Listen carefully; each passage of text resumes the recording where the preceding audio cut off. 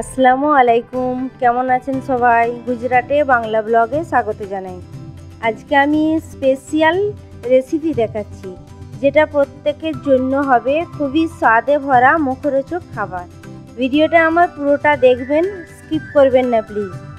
রেসিপিটার নাম হলো তিখা পোলাও।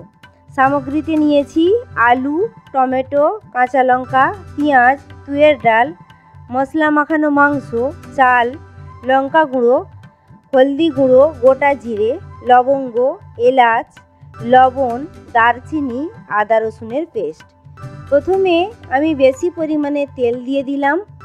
গরম তেলে গোটা জিরে, এলাচ, লবঙ্গ, দারচিনি দিয়ে তার মধ্যে পেঁয়াজটা লাল করে ভেজে নিলাম।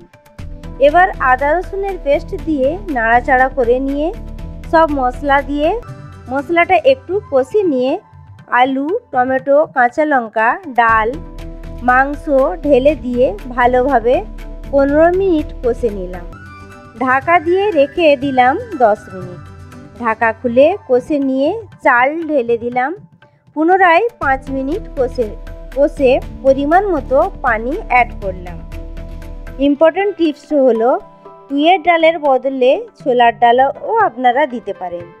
আমি ফ্লেভারের জন্য দিয়েছি পুদিনা পাতা, আপনারা সেটাও নাও দিতে পারেন। এবারে দেখুন তো কত সুন্দর হয়েছে তিখা পোলাও। এবারে আমার রেডি হয়ে গেছে তিখা পোলাও। আপনারা মশলা পোলাও বলতে পারেন। আমি সার্ভ করলাম স্যালাড, টক দই আর লেবুর সঙ্গে। কেমন হয়েছে আমার রেসিপি কমেন্টে জানাবেন।